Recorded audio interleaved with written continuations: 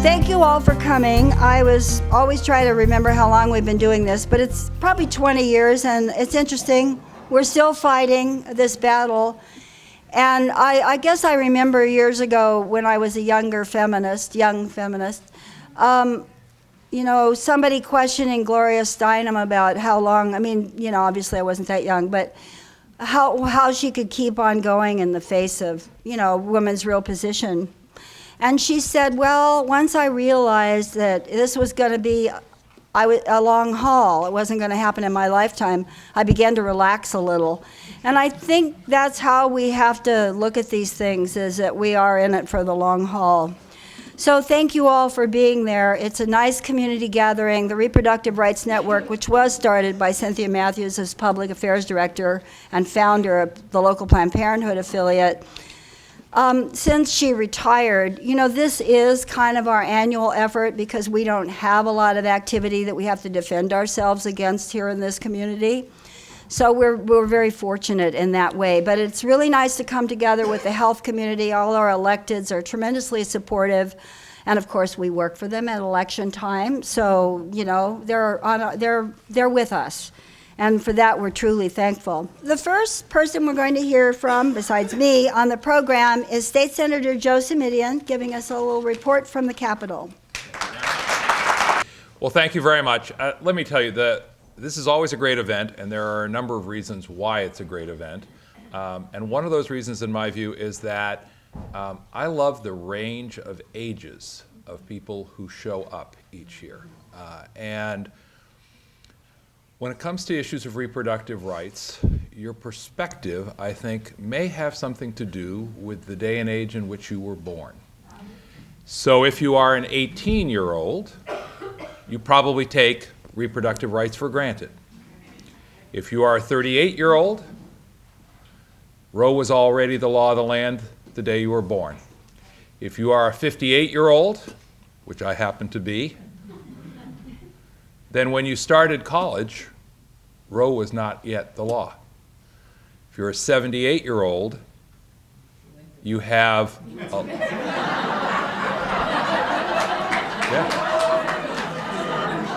That's right.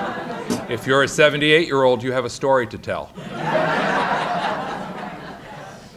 Now, as a 58-year-old, I have to tell you, I went to a wonderful little liberal arts college called Colorado College, nestled snug at the foot of the Rockies, Colorado Springs. It was a progressive place, a couple of thousand kids in an undergraduate setting, known for really a sort of a forward-looking academic agenda. But the day I walked in the door and went to the health center was the day I discovered that there were no family planning services offered on campus, because apparently someone thought that 2,000 young adults aged 18 to 22 had no need for family planning services. And so when people ask me, why is it you're such a strong supporter of Planned Parenthood and family planning rights, I remember what it was to become a young adult before Roe and before access to family planning was considered the norm. For the younger folks who are here today and who may be listening on community TV, I just want to underscore the message that these were hard-won rights, that they should not be taken for granted.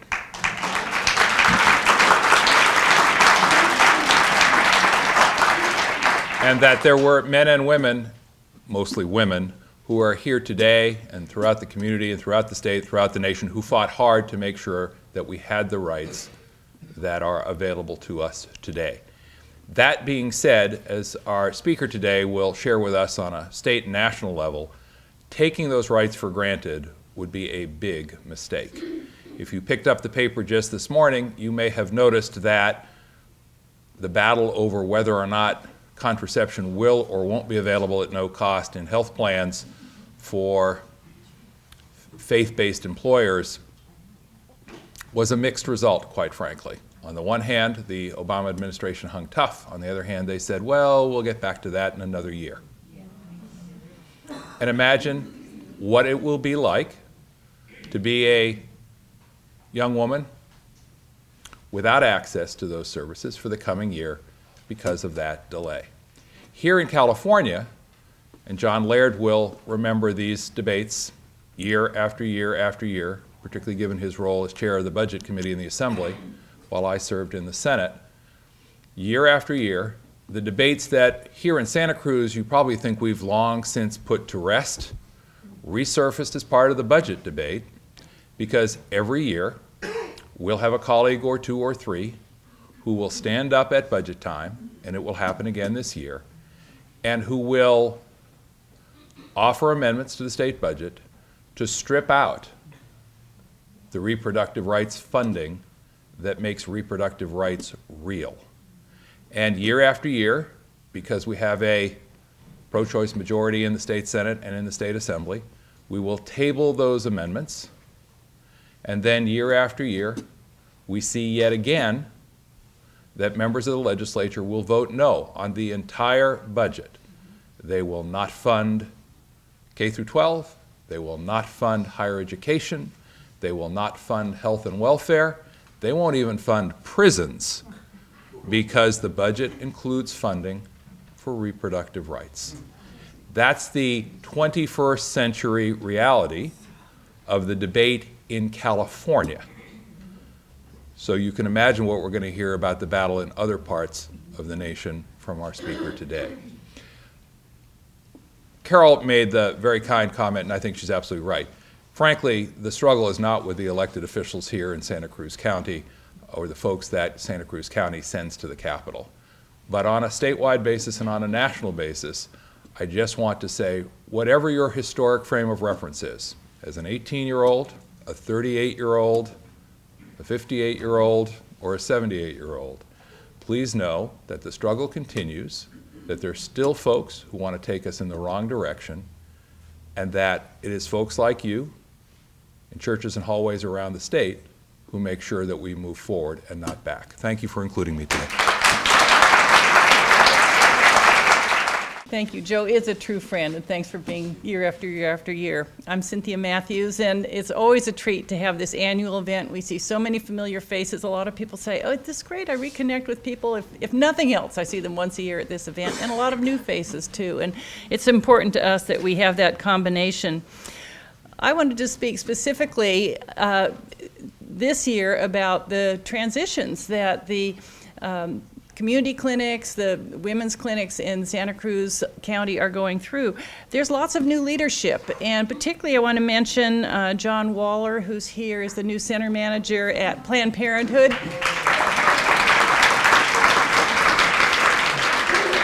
Planned Parenthood West Side, I should say, and Pam Conley's the new center manager. Where's Pam? Over here.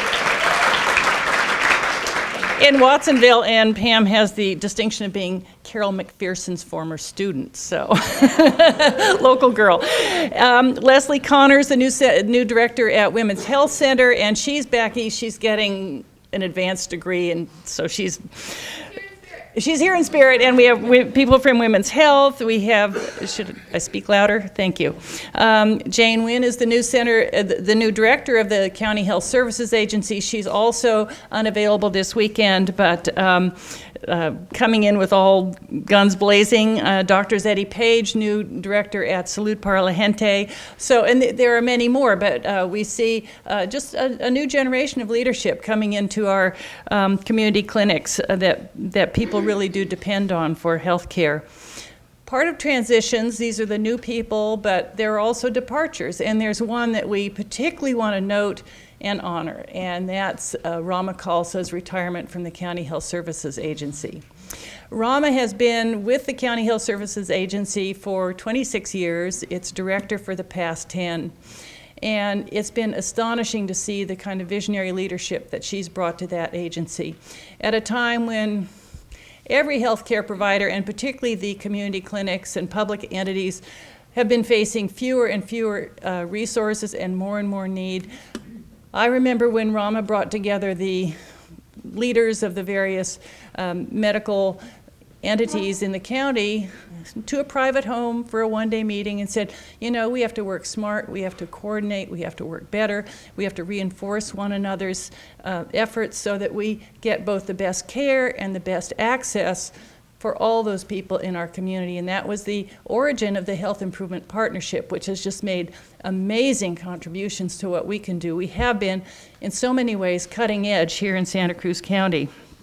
And Rama's looking forward to remaining active. She says, this year I'm going to be political. Good, we need that. So we have decided that we'd like to honor Rama and hear from her a few comments. So Rama, come on forward.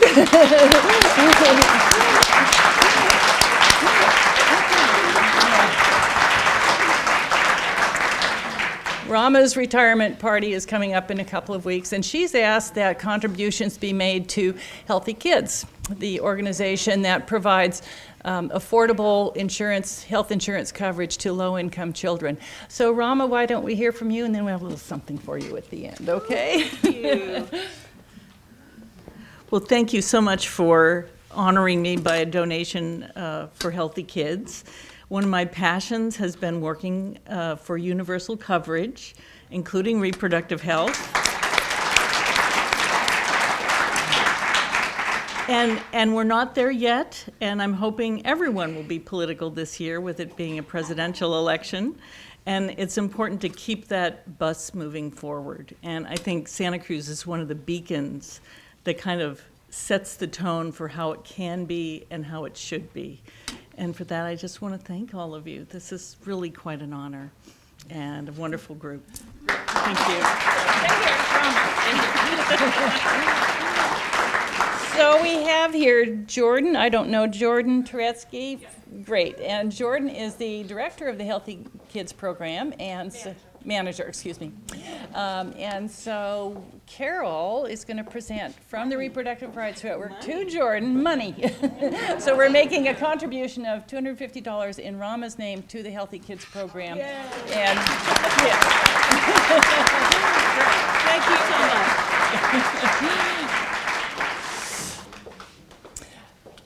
And I have to say also, Rama has not only been dedicated to generally better access, better safety net services, but also just a diehard, unabashed champion for choice and women's issues. So we appreciate that so much in our leadership. There are a lot of healthcare people around the country who kind of don't want to wander into that territory, but Rama's always seen it as just a foundation, women's health, reproductive choice as a foundation for public health and individual well-being. So we just appreciate that leadership.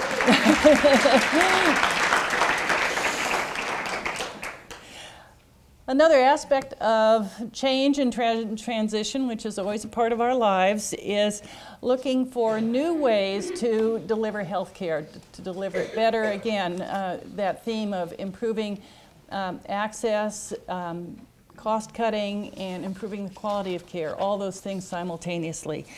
And someone who's really been a leader in this in our community has been Dr. Jennifer Hastings with Planned Parenthood.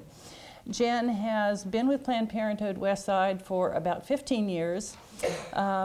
She's the family practice doctor on site at Westside, dedicated to the role of safety net clinics, particularly in serving the underserved. Both the quality of her medical care and her compassion as a doctor have made her just loved and respected by pretty much anyone who runs into her. And she has also been a leader in exploring new ways of delivering service. She pioneered transgender services here in Santa Cruz County, which became a national protocol for Planned Parenthood. It's amazing.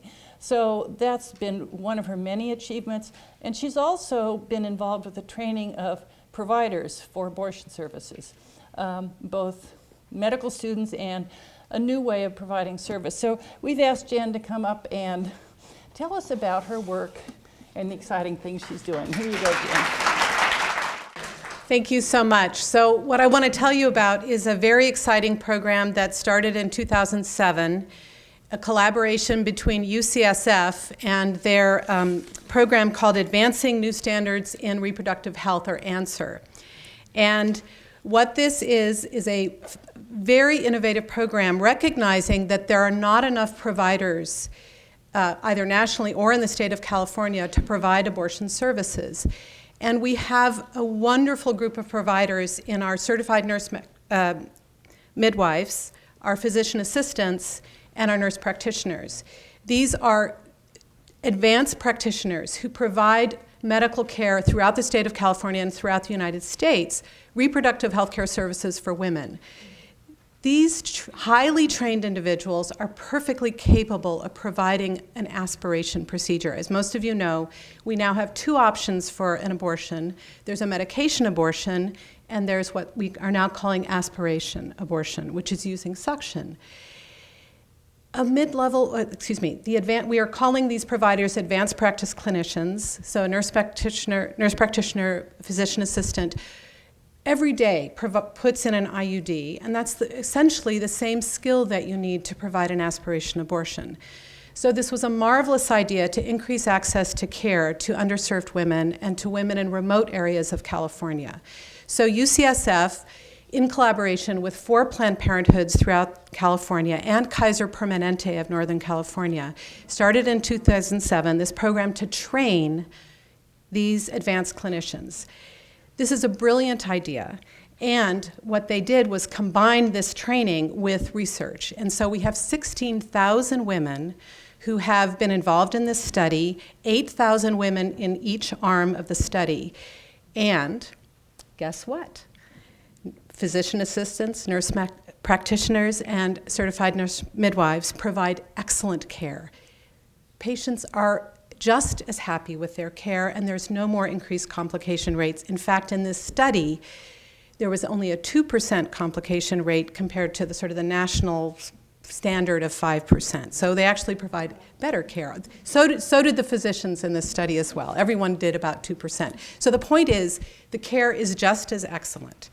So this is sort of the foundation work for what Phyllida is going to be talking about with us today, which is changing legislation to allow these excellent providers to provide aspiration abortion when needed. And at Westside Planned Parenthood and the Watsonville Clinic, we've trained 3 wonderful people, and I've been involved in that training, and I just want to give a shout out to Planned Parenthood Marmonte for allowing us to do this, and we're just thrilled with this care. It's very exciting.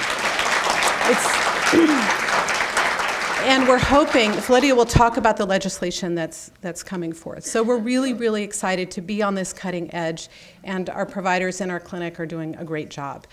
I also want to, on the topic that Joe was talking about of acknowledging, sort of bringing together all the generations, we wanted to recognize 2 wonderful young people who've been working with us as volunteers. And unfortunately, one of them is not here, but Julia Moritz is here, and I just want to thank her for her volunteer work with us. Thank you so much. Come forward, Mohammed.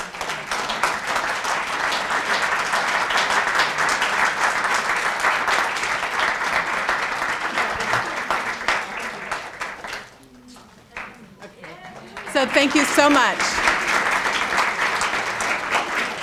And thank you for having this event each year. It's really important for us to, as you say, not take this for granted. It's extremely important. Thank you.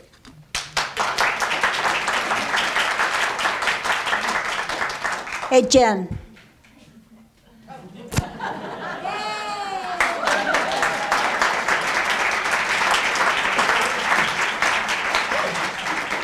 Jen's one of our national treasures, and as well as local treasures.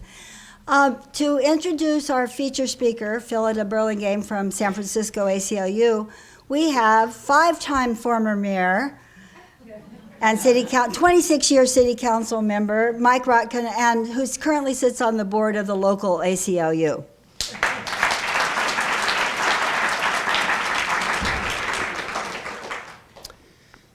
Just a day or 2 ago, I got a call from Commandante Fuller here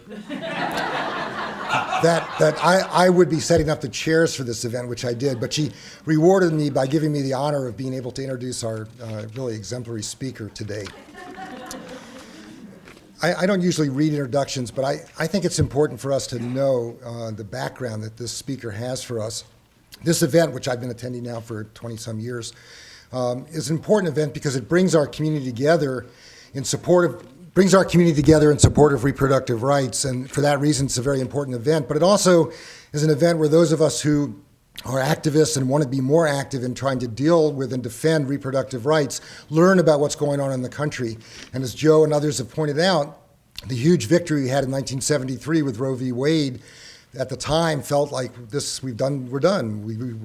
We're successful, but by 1,000 cuts, what still exists as an abstract absolute right is undercut daily throughout the United States by serious kinds of problems in terms of how people are allowed to actually get real access to reproductive rights when they need them. So let me introduce our speaker.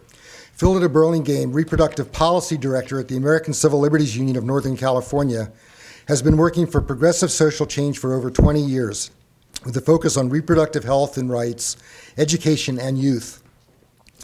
As a senior research associate at the Applied Research Center and consultant to the Center for Community Change for Law and Social Policy and others, she researched and wrote about many of the compelling social justice issues of the day, including the false promise of school vouchers, successful strategies for mitigating negative impacts of welfare reform. Phyllida was an early voice decrying the rise of abstinence-only sex education, and in her 1997 report, Sex, Lies, and Politics, Abstinence-Only Education in California Public Schools, that study was instrumental in California's decision to refuse federal abstinence-only funding, the only state to do so for many years. She has led the ACLU of Northern California's work on sex education for the past decade, playing a key role in the drafting and passage of 2 landmark sex education laws that ensure California students receive sex education that is medically accurate and free of bias. She has collaborated with California state agencies to guide the implementation of these laws and also works with parents and community members and with allied organizations throughout California to ensure that local school agencies comply with these laws. In 2011, Phyllida became the ACLU of Northern California's Reproductive Justice Policy Director, reflecting her interest in the wide range of issues affecting Californians' reproductive rights and ability to exercise those rights. She is particularly excited about an upcoming project to reduce institutional barriers so that pregnant or parenting teens can complete their education. Phyllida is a summa cum laude graduate of Harvard College and currently raising 2 young children. Thank you very much, Mike, and thanks to all of you for being here today. And I just want to say also that it's just a pleasure to have Joe Simitian here. You've been a terrific ally of ours on reproductive rights and privacy rights for Californians in general. So before I get started, I just wanted to say that I hear that some of you have had questions about the protesters out front and the connection to today's event. And so I just wanted to briefly say that I think I'm the reason that they're here. They're protesting a position that the ACLU took on a local ordinance, proposed ordinance in San Francisco that would have banned circumcision in San Francisco. It was planned to be on the ballot as an initiative in November of this past year. And the ACLU opposed it and were able to have a court strike it from the ballot. Our position was that it was a divisive restriction of religious freedom and also was in conflict with state law, which is what governs local jurisdictions' ability to regulate the provision of medical services and that sort of thing. So that's what those folks are here about, not on the issue that we're talking about today, but I just want to let you know that's what it's all about. Then my second sort of minor point is that I am getting over a very bad cold. So I'm going to do my best not to have a coughing fit in the middle of my talk, but if I do, just bear with me. I have my Kleenex, I have my water, and I'll do the best that I can. So it's really great to see so many of you here today to mark the 39th anniversary of the Roe decision, which is just an incredible milestone on women's road toward reproductive freedom and autonomy. The Roe anniversary is a time to reflect on what we've achieved and also on the challenges that we still face.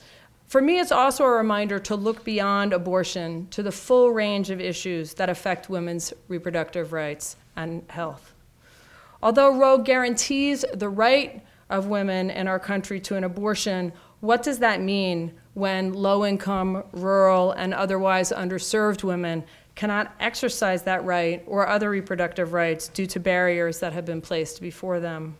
Today, access is under threat, not only to abortion, but to the range of services and supports that women rely on as they seek to make healthy decisions about their sexuality, reproduction, and families.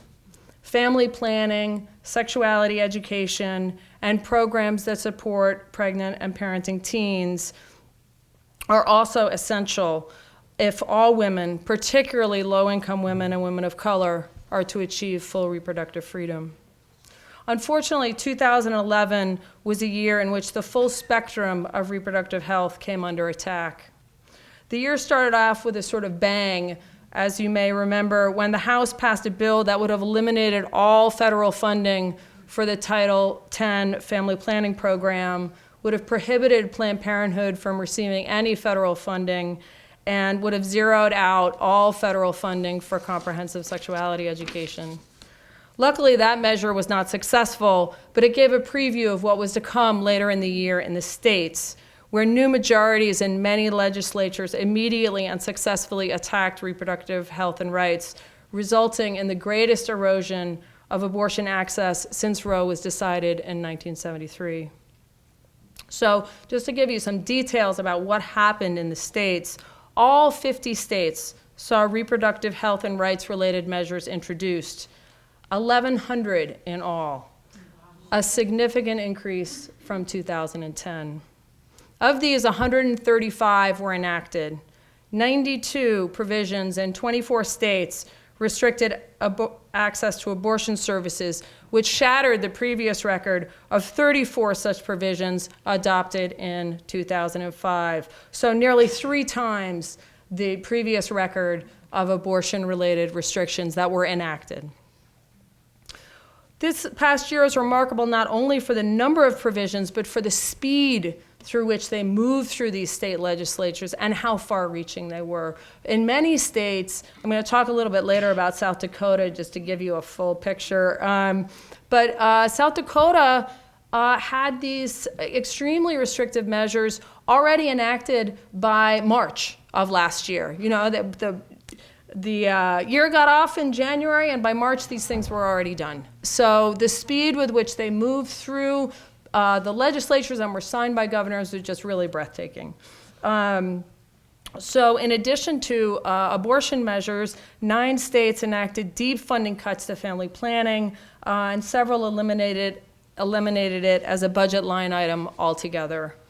Mississippi and North Dakota both passed laws emphasizing abstinence until marriage and sex education, and erecting barriers for schools that wanted to provide comprehensive, medically accurate information about condoms and contraception. So there have been attacks across the reproductive health spectrum, but the most vigorous attacks have been on abortion, and that's what I'm going to focus on today.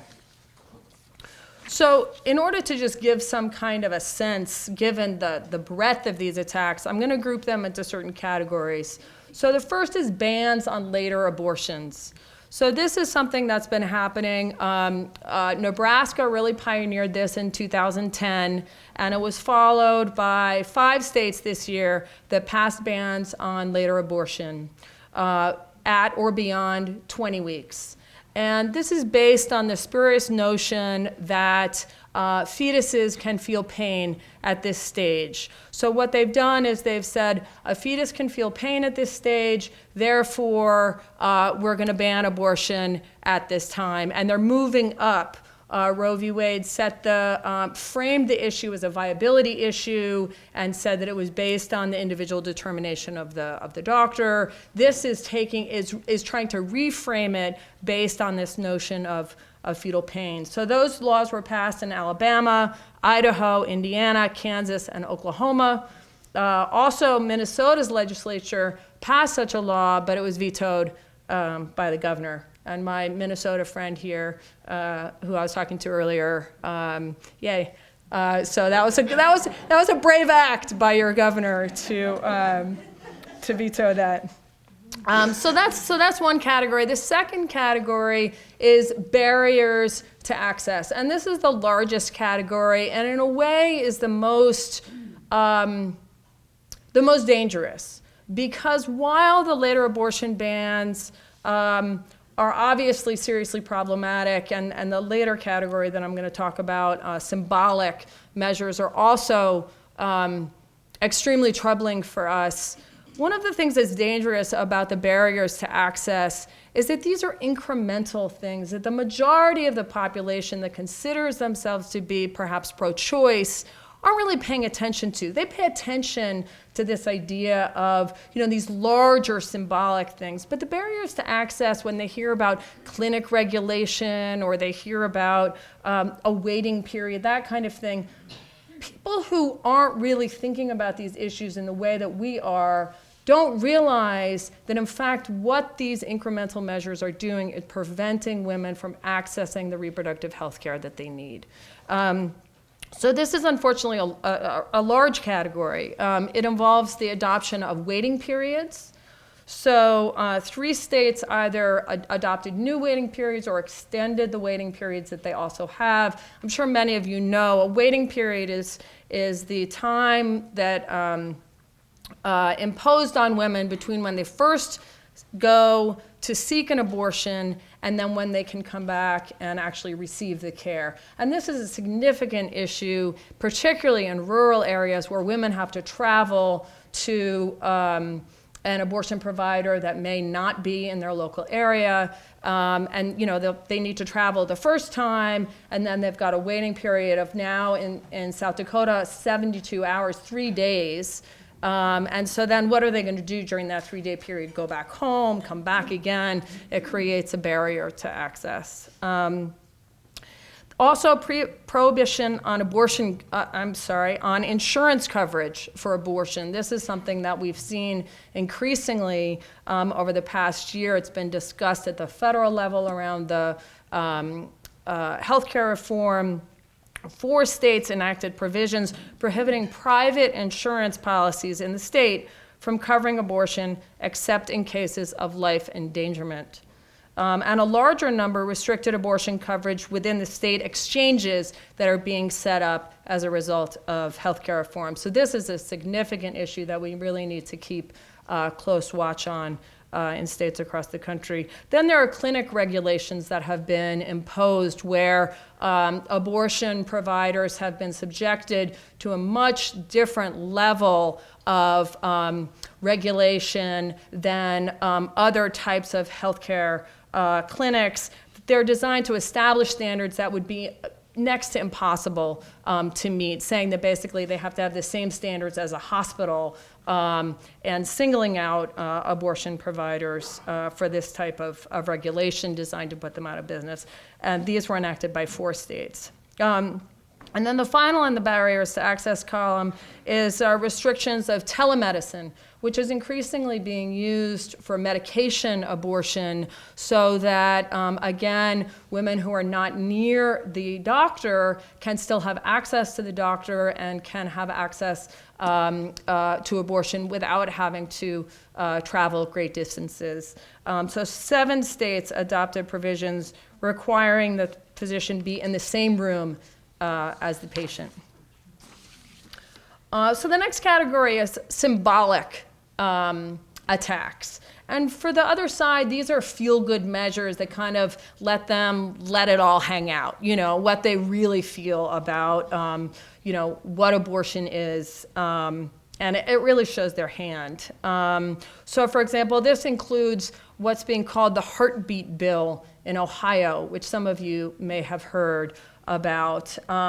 This bill is currently making its way through the legislature. It was passed by the Ohio House and is currently pending in the Senate. And what it would do is to ban abortions in that state once a heartbeat has been detected.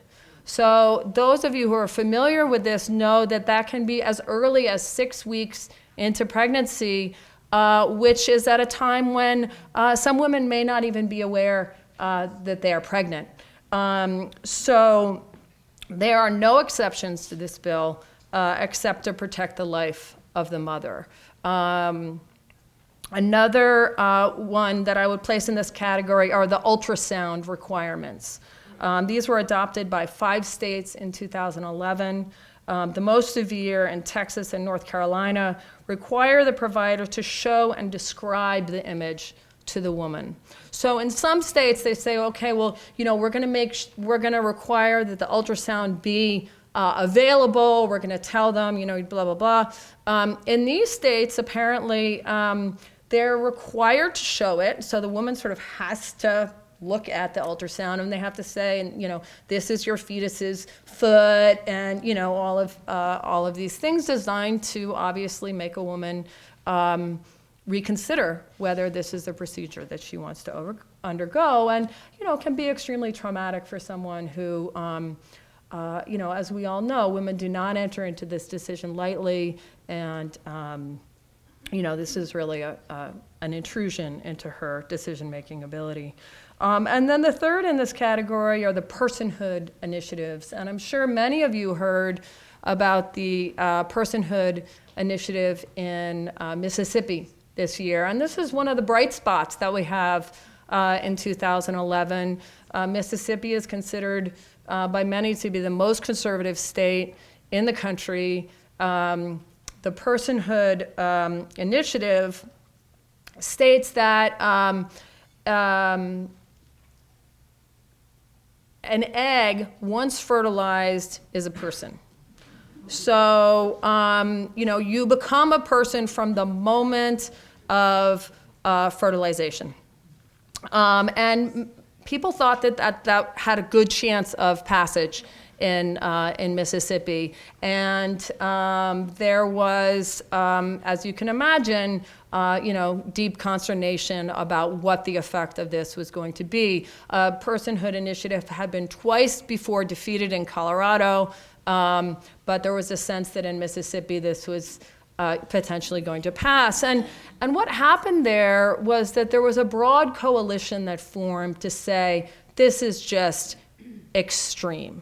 This is way out of the boundary of what's acceptable in terms of reproductive health care, and has an impact on hormonal contraception, on IVF, on a whole range of issues that affect people. And the thing that was terrific about it was that it brought together folks who are not necessarily in a sort of, abortion rights, pro-choice camp. That folks who said, I have been trying to have a family and I used IVF and I was able to have a child through this procedure, and so I don't want to see other people's access to these services be cut off as well. And ultimately it was defeated by a 58% margin in that state, which was really, a significant accomplishment, and hopefully will be the end of the personhood initiatives for the time being. We'll see, and I'm actually not confident about that, but I do think it shows us a way forward in terms of defeating these and other similar attacks.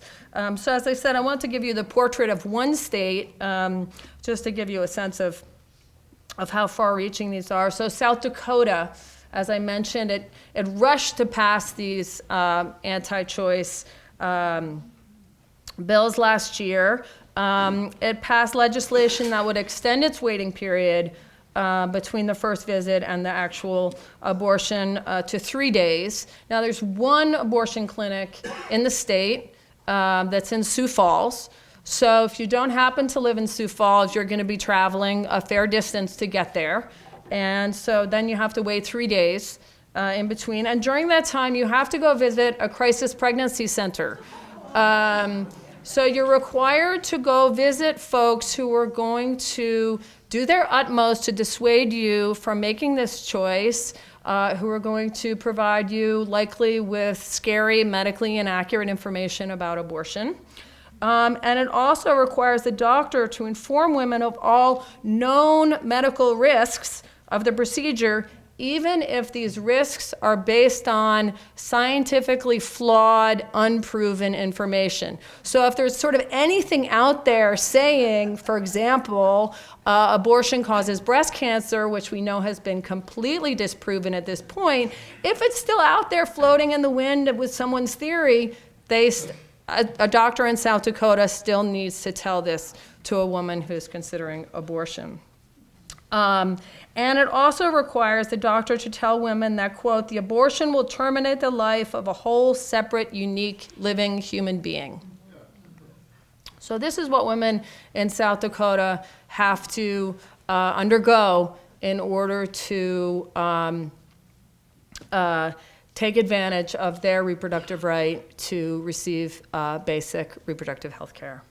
Another bill in South Dakota that was proposed would have made it a justifiable homicide if a doctor was murdered in order to prevent harm to a fetus.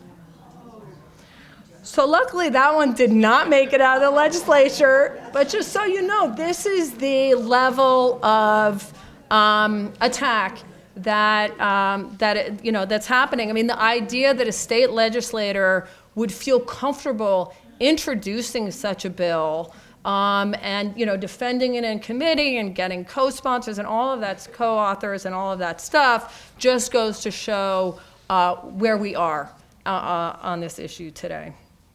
So what is the response? What response can we have to this tsunami of attacks against reproductive rights and health? Unfortunately, the federal courts are no longer the obvious first line of defense from these measures. It was clear from the most recent Supreme Court opinion on abortion, Gonzalez versus Carhart in 2007, which, as some of you may know, upheld Congress's so-called partial birth abortion ban, that the current majority on the Supreme Court is open to weakening Roe and imposing limits on second trimester abortions. As a result, the legal community is being strategic about what is being challenged.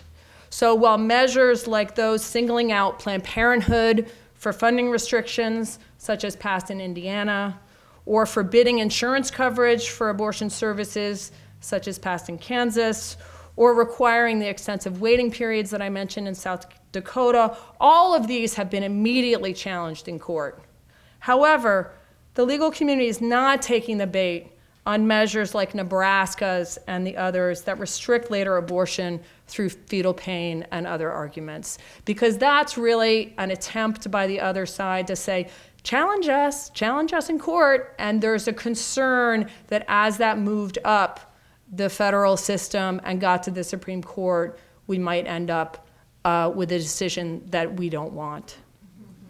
So other than challenging these laws in court, what can we do? Well, we can take a page from Mississippi, educate stakeholders about how extreme these measures are, what the impact would be on women, on their families, on our communities. We can invest heavily in community education, outreach, and organizing. That's what turned the tide there, is when people really went out into the communities and they said, do you know what this measure is? Let's not just think about it as a kind of talking point. Let's actually talk about the type of communities we want, the type of freedoms that we want, the decisions that we want to be able to make for our families. And we need to be having those conversations on a regular and ongoing basis. We need to make clear that abortion is basic health care, and we need to vigorously fight off attempts to silo it off into some separate sort of yucky category that doesn't, that then is easier to attack than if it's brought into under the broad umbrella of basic reproductive health care, basic health care for women and men.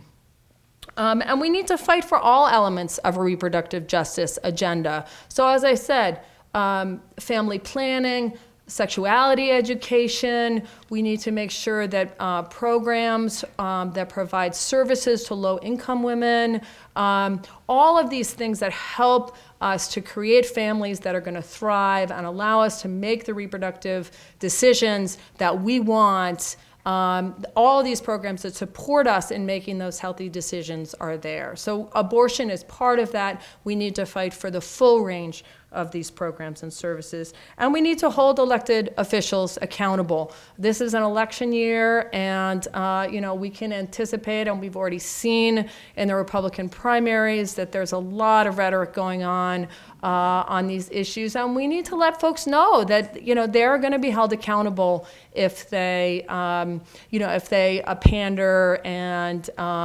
use this overheated rhetoric in order to try to win votes. So, I'm saying we, but in California, we're actually in a slightly different position, or in an extremely different position than we are than folks are in the other states. And as Joe was mentioning, we have a pro-choice legislature here, and we are to a large extent shielded from some of the attacks that are happening elsewhere. But there's still work to be done here in California. So I want to talk a little bit more about what's happening in our state.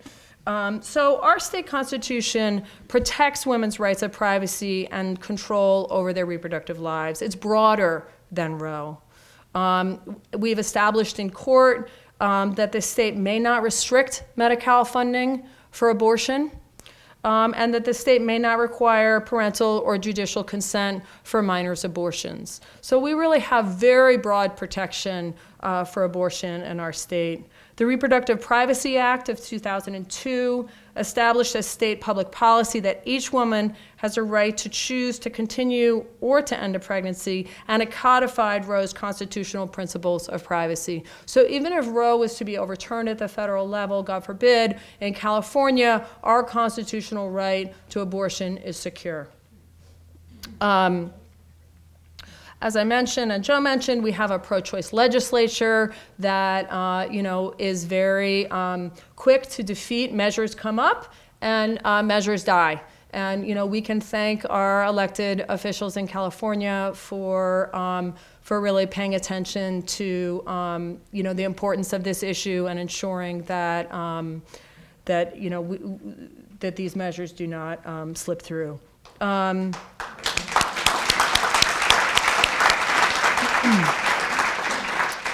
And then also in California, attempts to change the state. So we have this great state constitution. So what then is the option of the other side to try to change the state constitution through ballot measures? So as many of you know, there have been 3 attempts to change the Constitution to require a parental notification for minors' abortion over the past decade. And that has been defeated 3 times here in California. California is the only state that's ever defeated a parental notification initiative, and we've done that 3 times. Which really is a terrific accomplishment, and I'm sure that many of you in this room have worked on those initiative fights in the past. And just to briefly say, there's always a concern about a potential 4th initiative, and there's concern again, but it's not something that we are overly alarmed about at this point, although we do believe that the supporters of that are interested in coming back for a 4th round. So we'll keep you posted on that. But California really, not only do we have our rights secure here, but we're a model for other states in many respects. As Joe mentioned, yesterday, the Obama administration announced this, that it was holding firm on the religious exemption for the contraceptive coverage under healthcare reform.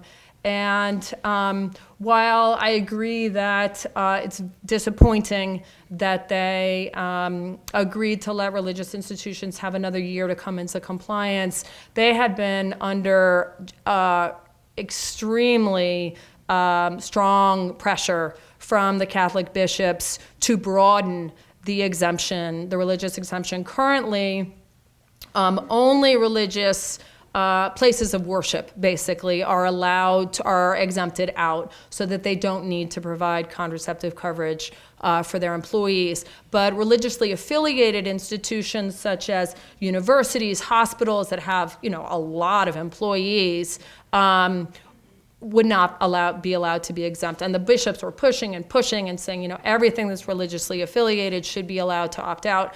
And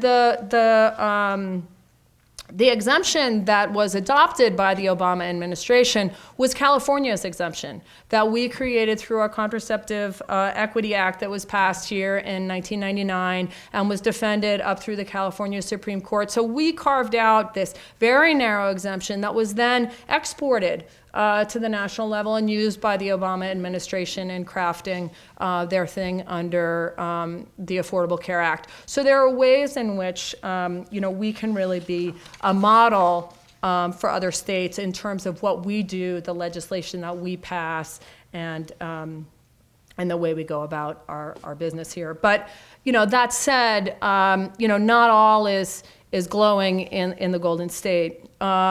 And the biggest problem is with access to care, particularly for low-income and underserved women.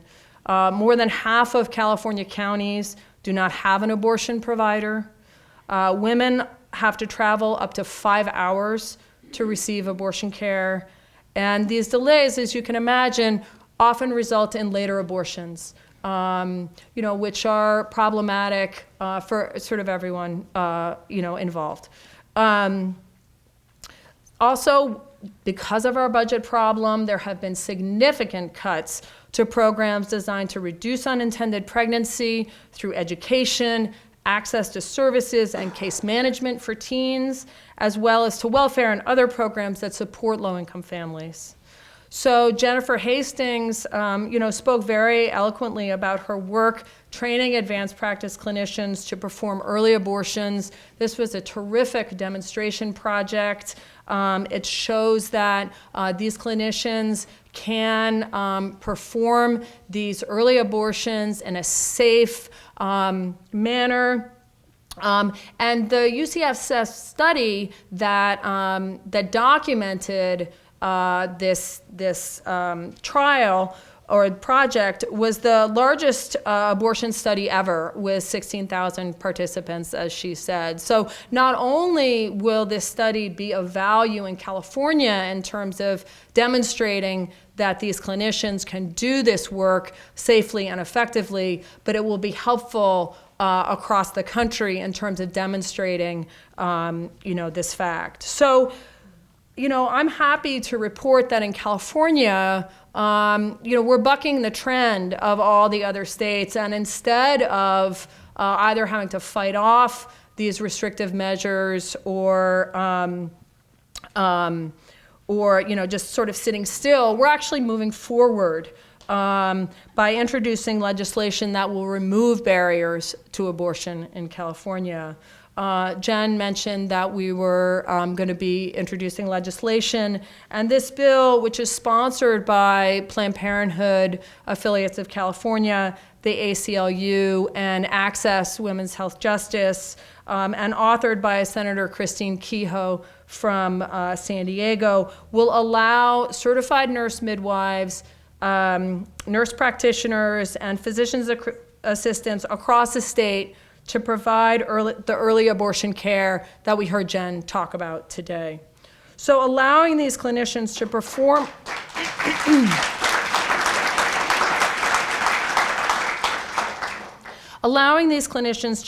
early abortions means women will receive care from providers they know and trust in their local community. And in the rural areas, they won't have to rely on doctors who fly in to provide abortion care. These clinicians currently provide medication abortions as well as other procedures such as biopsies and vasectomies. It's well within the scope of their practice to perform these simple procedures. And the bill will allow women access to another non-surgical abortion alternative throughout the first trimester. Medication abortions can't be provided throughout the first trimester the way an early aspiration abortion can be. So we are very excited about this legislation. We think that it will actually, really help underserved women in rural areas to be able to access the reproductive health care that they need. And we're still very early in the process. We don't have a bill number yet. I was excited about having some sort of ask for you all today, call your folks and say you support this. Unfortunately, we're not quite there yet. But we will be announcing this at a press conference sometime soon. And I did bring on the back table, there are sign-up sheets for the ACLU's action alerts. So if you sign up for that, you will certainly be hearing about this bill and actions that you can take to support it as it moves through the process, as well as other fascinating things on the range of ACLU issues. So, we really feel that with this bill, California has the opportunity to push forward a proactive measure that will advance women's health and be a beacon of hope for our allies who are struggling in other states and are just, purely in defensive mode. For them to be able to see, wow, in California, which has not always been a pro-choice state, that California, through, commitment and, the proper alignment of, the legislation, the courts, et cetera, has been able to get to the point where not only do we have strong protections for what we have now, but that we're actually able to move forward a proactive agenda around access, is very, will be an inspiration to folks in other states. So in closing, I'd just like to say that, while it'd be wonderful if every state was in the position that California is in today, and I mean that only on this issue, because as we all know, there are some ways in which, it's not great to be a Californian today. There are people like you in rooms across this country that this weekend are celebrating Roe and digging in for the work that remains to be done. And it's our collective commitment, energy, and effort that will help us to carry the day. So thank you very much.